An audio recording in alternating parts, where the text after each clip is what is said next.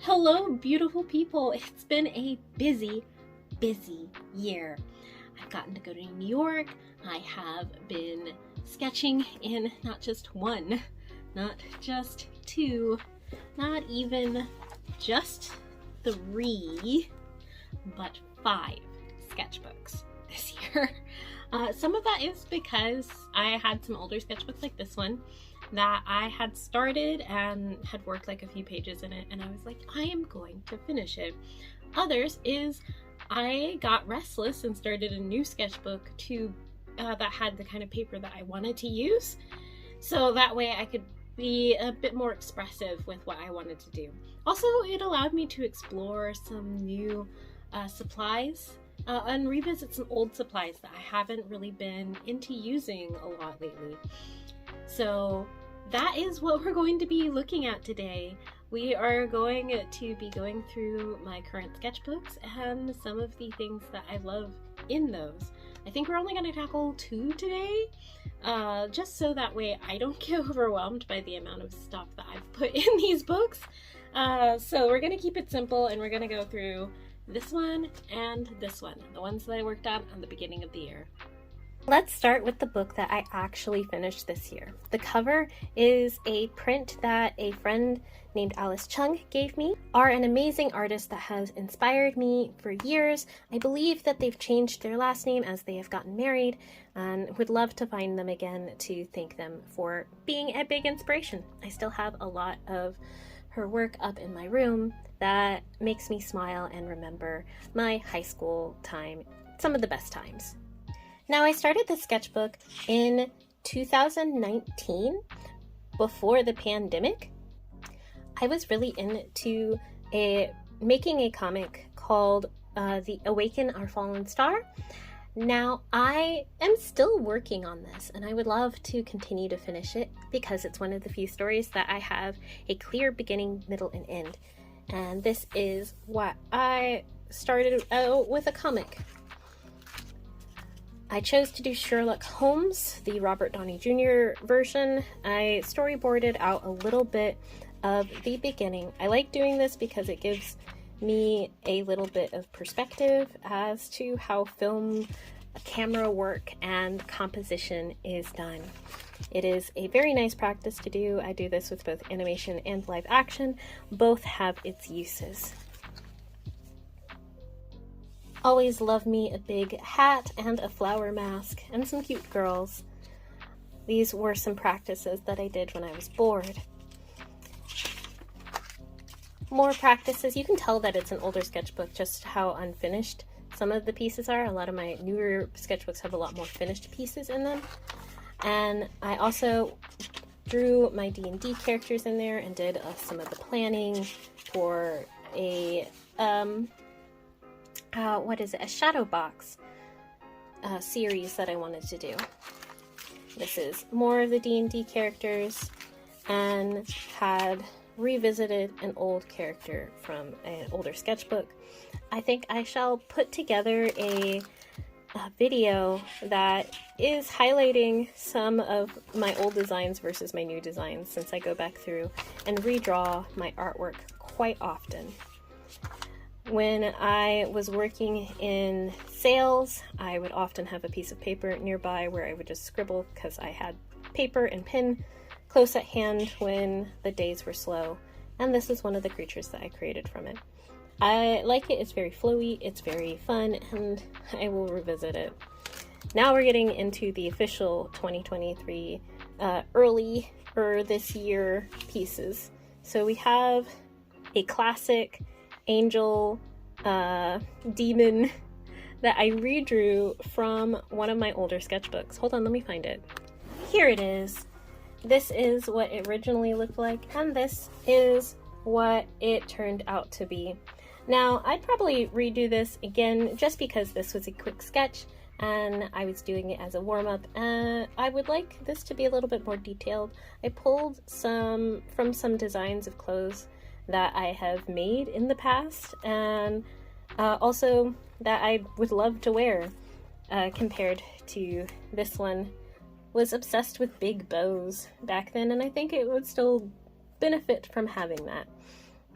I had this weird staff thing that at one point it was like a split sword that I was like, this is so cool, I want this. And that's what I ended up making for this warrior. And that's how we end up with this. Another warm-up that ended up turning out to be this character. This is also a redraw. This is a Avatar: The Last Airbender character from the Earth Nation, and wanted to do them in a more powerful stance, so that way they look like they could be an earthbender.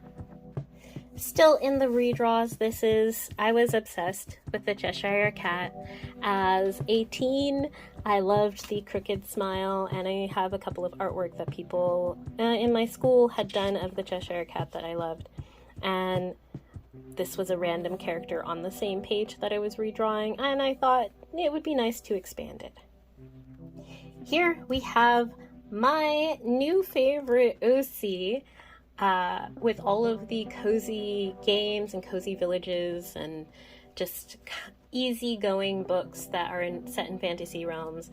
I thought about a little kobold who is an old adventurer that becomes the mayor of a town and has to save the town from being destroyed. This kind of happened. I was listening to some podcast that was reading out a story about a froggy bog, and I thought it would be a great place for a kobold to settle. Here are some more pin scribbles from that particular froggy bog story. Here we have some cafe drawings and some other Pinterest practices with pens. When I'm unsure, I like to use ballpoint pen or gel pen to kind of explore stuff.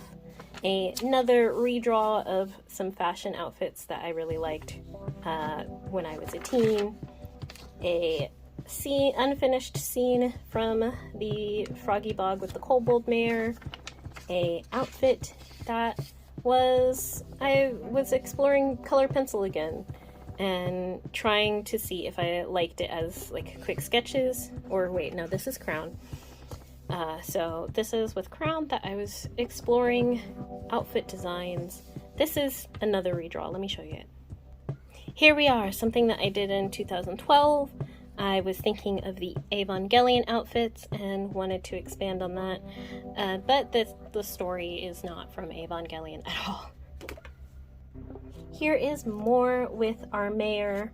He is right here, and he has an orcish friend that a salamander comes to town because a false wizard has summoned him and created some chaotic wild magic. I really had a lot of fun with this character. I love his faces and how he ends up just playing and being with the children of the town. Maybe the town produces something called Goblin Brew. It was something that was a meme on one of the Discord boards I hang out on. We have more characters, and then finally we're getting into a comic that I made in this book. I like to take manga panels from some of the shoujo magazines that I get when I go to Kinokuniya.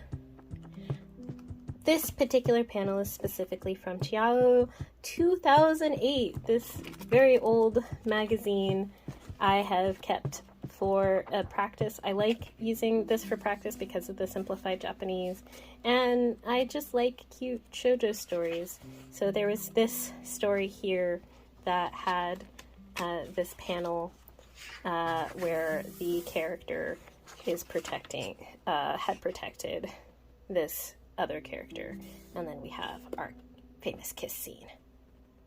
I like doing this because it's like using story prompts to get me to sit down and actually draw out characters and what is going on in their story. So doing that reminded me of a thing that I had started, a comic that I had started. It was just a little thumbnail, and I decided to expand on it in this book, which I have been going back through and inking in my live streams. That has been a delight to do in my books The last one is that you can see this book is falling apart. I did not make it very well. I will do better next time. We have this piece, which is from the Awaken a Fallen Star. And here is the first official, like, this is the style of my space vampire that I've been animating on my live streams over on TikTok. So there you go. I thought we would have enough time and space to get to my second sketchbook, but we're already pushing past 10 minutes. So we'll get into this next book next time. This is a sketchbook I started last year that I have had a lot of fun in before I moved to my even bigger book, which I'm in right now, is, oh, where did it go? This one, here it is. We have a lot of drawings in this one to get through. So like I said, I have been busy. Thanks for sticking around until the end of the video. I am feeling so much happier and just overall better than I was at the beginning of the year. So hopefully this means that this time I can at least regularly create a video every couple of weeks and show you where I'm at in my sketchbooks. That is where I'm finding my joy, and I'll be sharing more of that as well. I know a lot of you like the journaling things that I do on here, and I have some big fun things that I have planned for journaling. I'll specifically get into some of the things like the junk journals that I've been doing and how I've been keeping up with my Hobonichi practice over the past year. It is a fun journey, and I have been enjoying it. If you like what I have done and made, I regularly post on TikTok a lot. I like the short format that is there, and it is easy to communicate with people in a way that makes me feel happy. So you can follow me there, and if you like what I do here, think about subscribing, and I will catch you all later. Bye!